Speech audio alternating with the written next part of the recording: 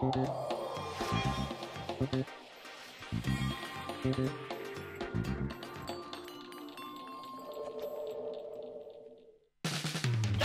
vida al sueño que hay en tu corazón. Realizarlo juntos siempre es lo mejor. Banco Credicop Cooperativo, la banca solidaria.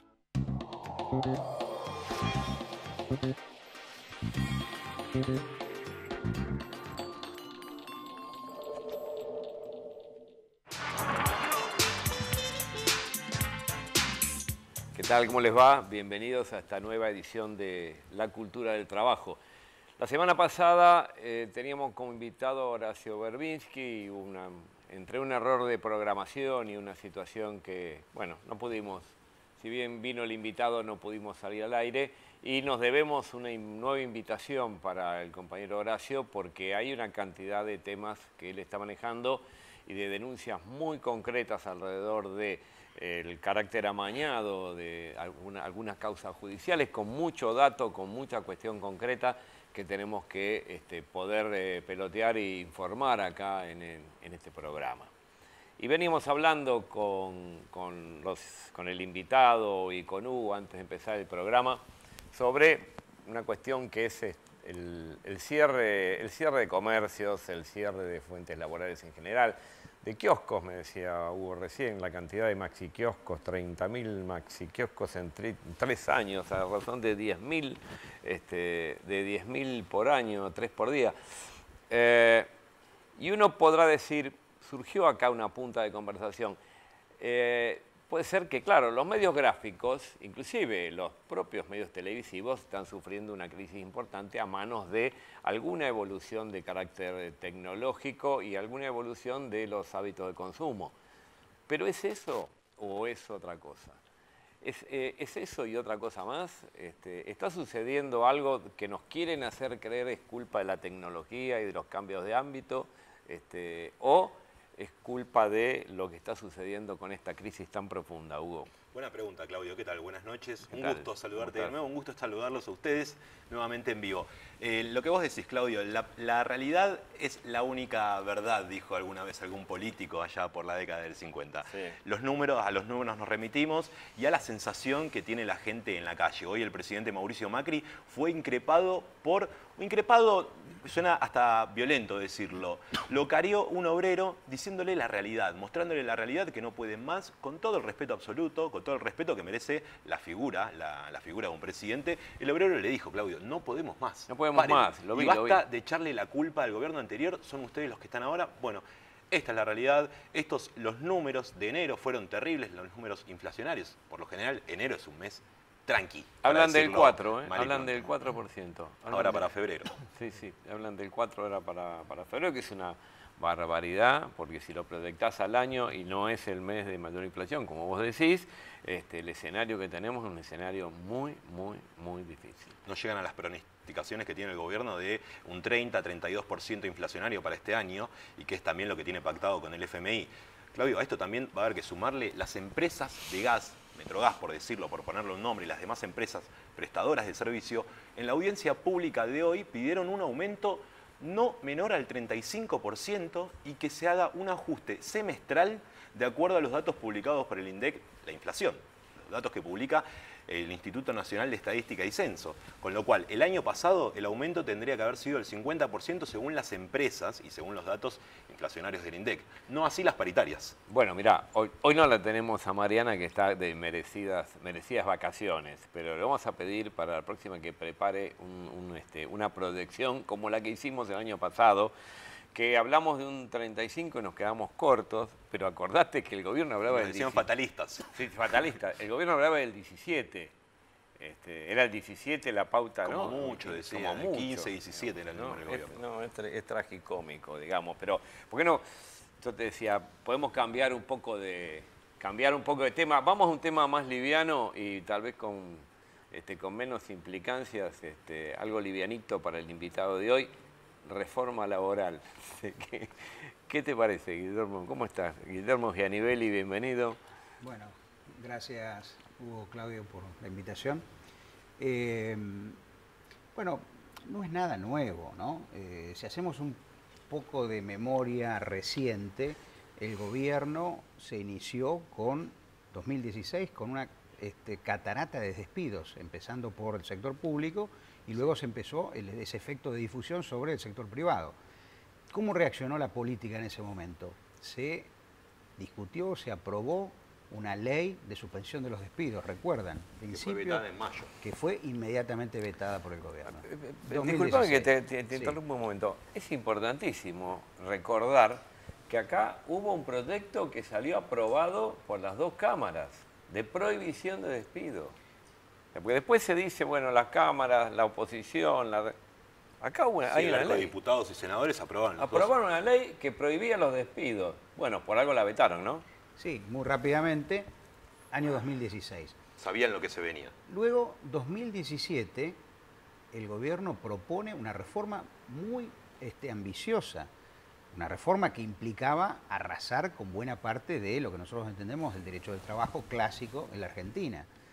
Recuerden que en ese momento se planteaba desde contratos no laborales, de fondos de cese laboral administrados de manera privada, de posibilidad de que en el contrato de trabajo se dejaran sin efecto los derechos que estaban reconocidos por una decisión unilateral del empleador. Bueno, eso generó una discusión, una resistencia. Recordemos que hubo dos resistencias en ese año, una por la reforma laboral y otra por la reforma previsional. Lograron aprobar la reforma previsional, pero la reforma laboral no pudieron. El año 2018 continuó con el intento, en este caso, de flexibilidad a través de los convenios colectivos de trabajo. Imponía el gobierno negociar contenidos flexibilizadores. El más paradigmático es el del sector petrolero, el llamado yacimiento de Vaca Muerta, donde se introdujo la flexibilidad por vía convencional, como ahora intentaron con el sector textil y con el sector metalúrgico. Algo parecido había pasado en Sancor también, con los despidos y que Sí, en Sancor tenía otra característica porque estaba la cuestión de la crisis propia del sector lácteo y de la propia empresa. Pero esto, más allá de la crisis, Vaca Muerta, además, es decir, no hay crisis ahí. Había sí ajuste previendo otras posibles crisis. ¿Y cómo empieza el 2019? De nuevo con un intento también de una reforma laboral todavía no conocida. Lo que se conoce es un prospecto, un folleto que está plagado de consignas de tipo de marketing, ¿no? Como si el gobierno decidiera las políticas como si fuera a vender un producto en el supermercado, ¿no? Si ustedes han visto ese folleto, en realidad no se conoce más que eso. Guillermo, ¿no? pero una pregunta, a ver, no, porque nos tiene acostumbrados el gobierno a ir por 10 para sacar 5, ¿no?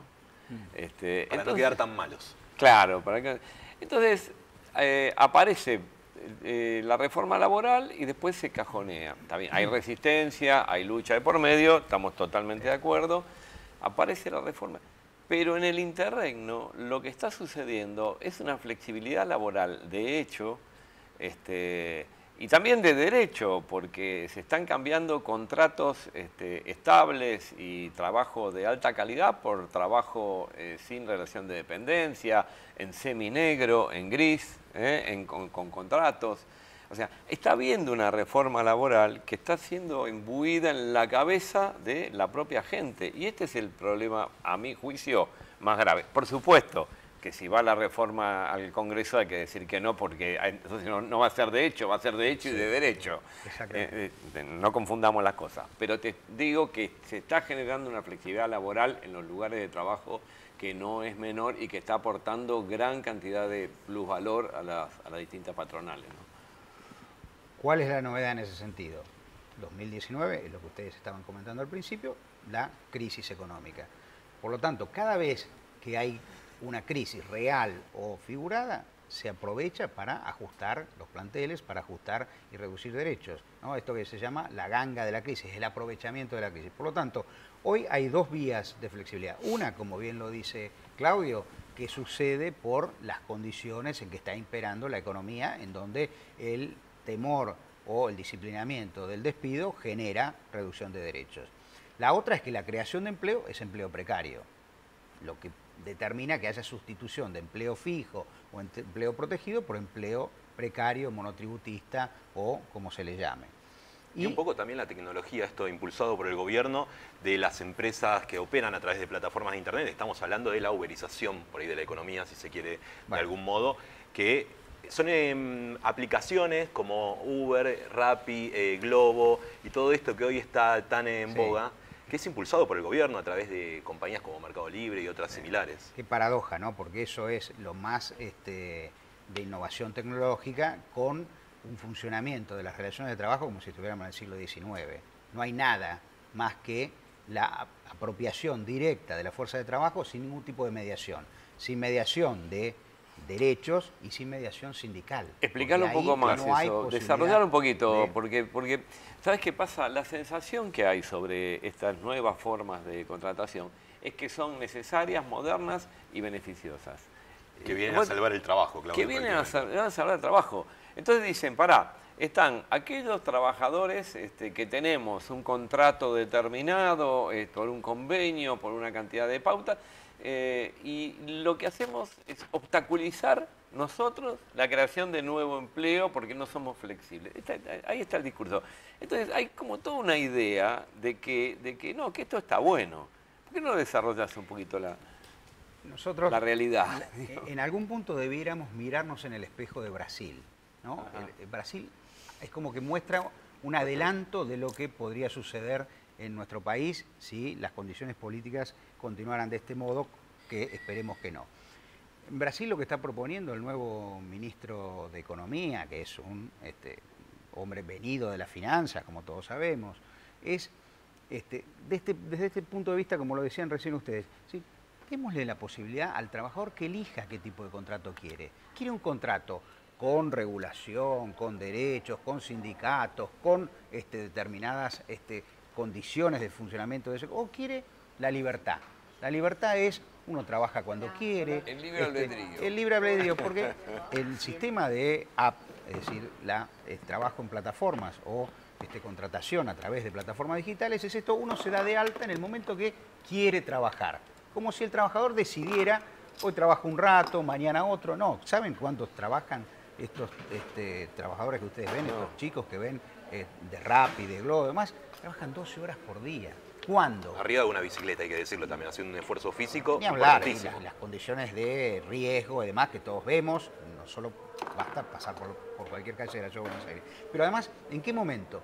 Trabajan 12 horas los viernes y sábados. ¿Por qué? Porque es ahí donde se acumulan los pedidos. Por lo tanto, está clarísimo que la demanda de trabajo es la que fija las condiciones de esa oferta o de desarrollo de ese contrato.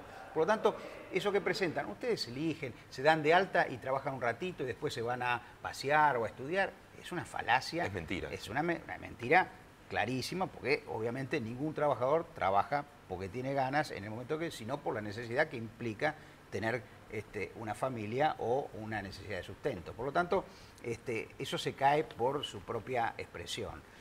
Pero detrás de eso hay esta idea de decir, bueno, démosle la posibilidad a los trabajadores de elegir cómo quieren trabajar. El trabajador no elige, el trabajador está sometido a las condiciones que determina el capital. Por lo tanto, esta es una forma de explotación muy sutil, muy encubierta, pero es la misma explotación que en el siglo XIX, cuando los trabajadores iban al puerto y el capataz decía vos, y hoy trabajás y mañana no, ese destajo. Esperá que eso existe hoy, ¿eh? O sea, que hay lugares donde hay bolsa de trabajo, y esa bolsa de trabajo vos vas a la mañana y te dicen vos trabajás y vos no trabajás. Cada día. Esto existió, no de ahora, ¿no? Pero de cualquier manera, qué curioso lo que está planteando, porque parece ser que lo que en algún momento pasó a ser el stock cero de las compañías, o sea, antes las compañías se estoqueaban y ese stock había que esperar para venderlo, o sea, tienen un ritmo de producción, una cantidad de empleados, una cantidad de maquinaria, técnica, generaban un stock de automóviles. Ese stock había que venderlo. Ahora ese stock está vendido antes de que se produzca. O sea, hoy el cambio en el modelo de producción y distribución de lo producido está hecho al revés. Eso se compra, uno compra el auto antes de que el auto se produzca. Por encargo. Es por encargo. Pero no era así con la mano de obra. La mano de obra, claro, la mano de obra venía siendo la que era, digamos, 8 horas, 9 horas, 7 horas, lo que fuera. Bueno, han introducido ahora, como la mano de obra es una mercancía, han introducido el concepto de mercancía en todos sus términos.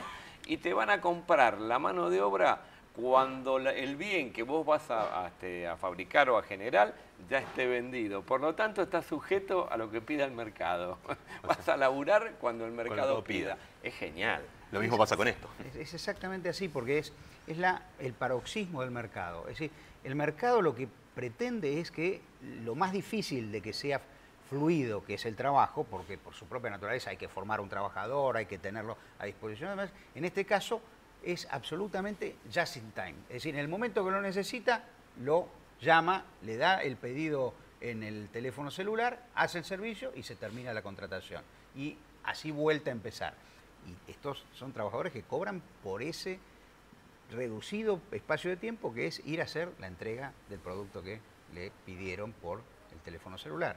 Por lo tanto, es el trabajo en el estado más fluido posible.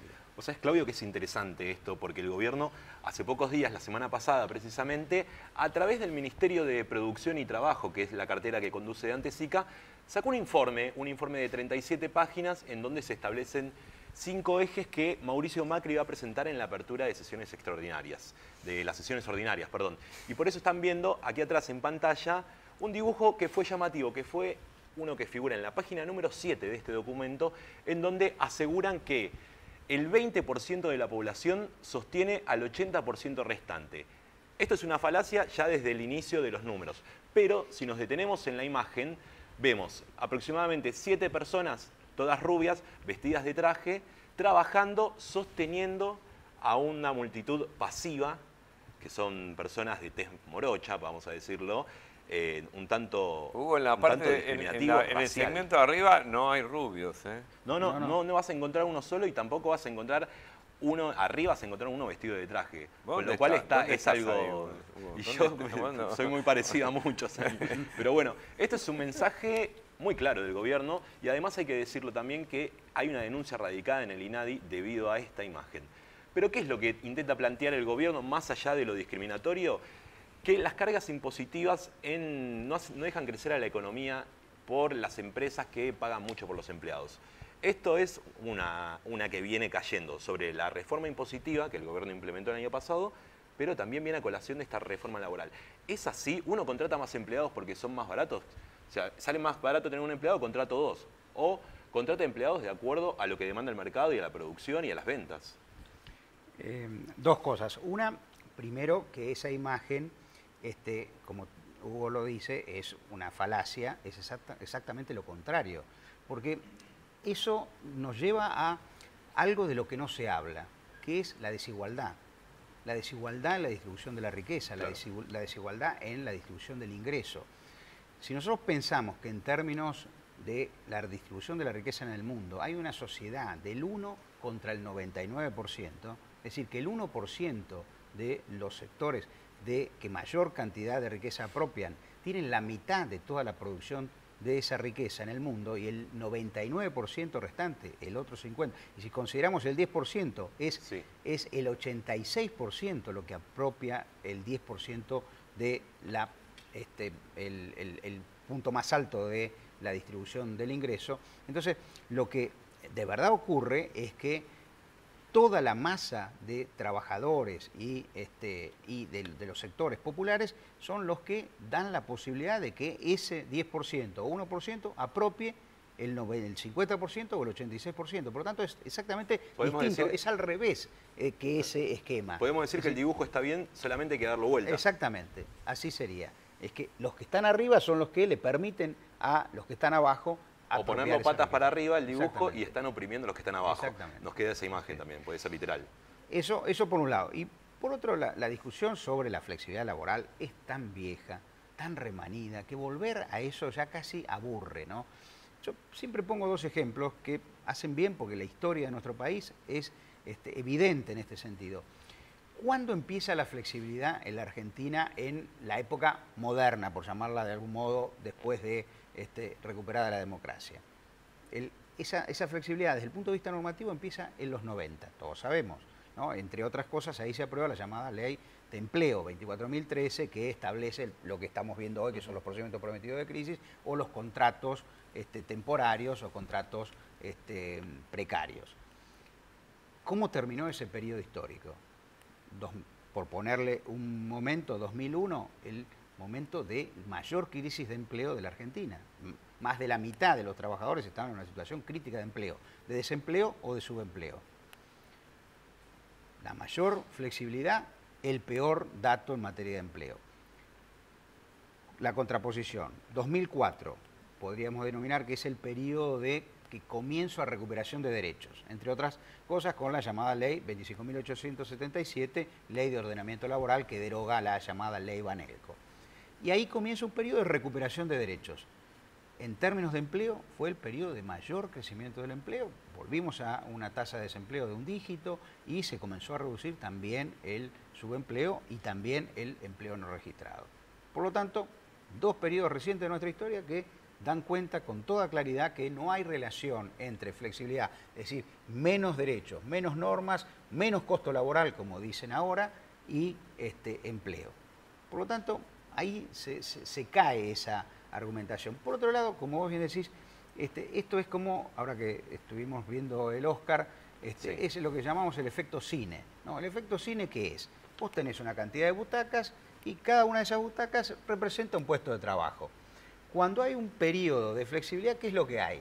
No es que se suman butacas, sino que esas butacas cambian en cuanto al trabajador que se sienta y en cuanto a la comodidad de esa butaca que podríamos llamar el conjunto de derechos o de protección que tiene.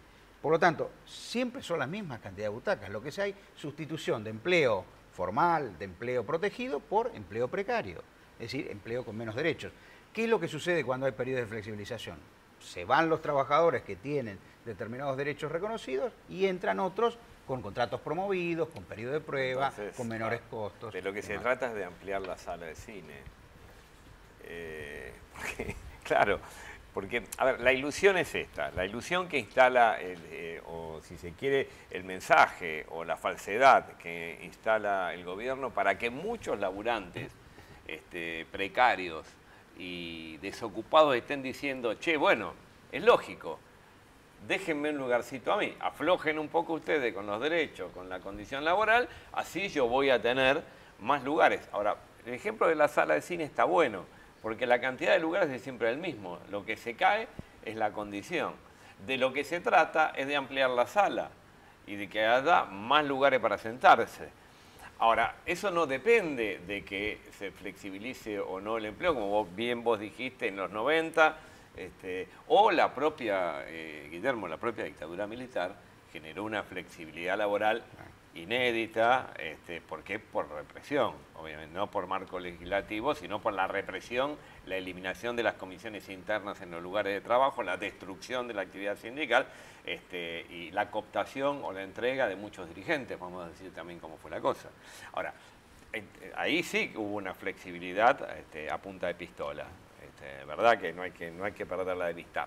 Pero de cualquier manera, de cada uno de esos periodos salimos con el trabajo destruido.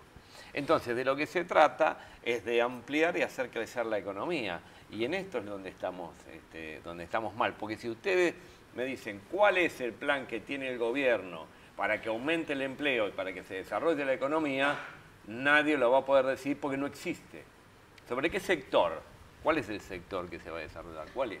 Es siderurgia, es el agro, ¿cuál es? No hay ninguno. La timba financiera, podría El decirse. ese no te da empleo. Claro.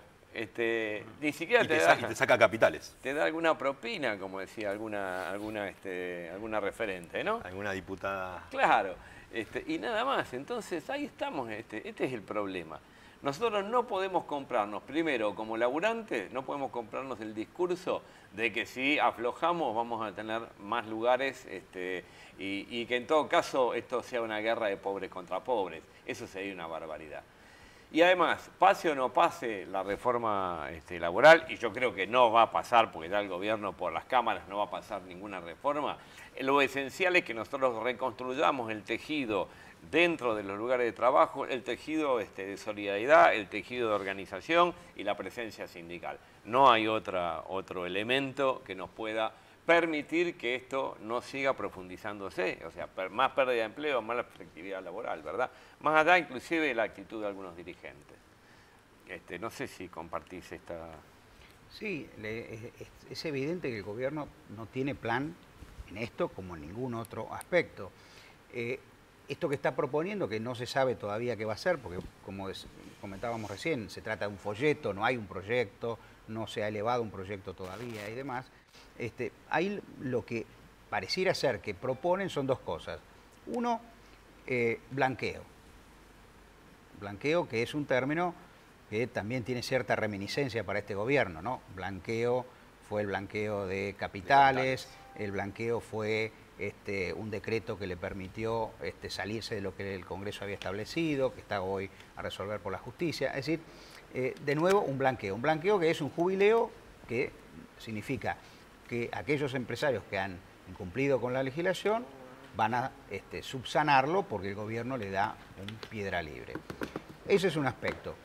El otro, intentarían modificar lo que en nuestro sistema es la reparación por el empleo no registrado o el empleo clandestino.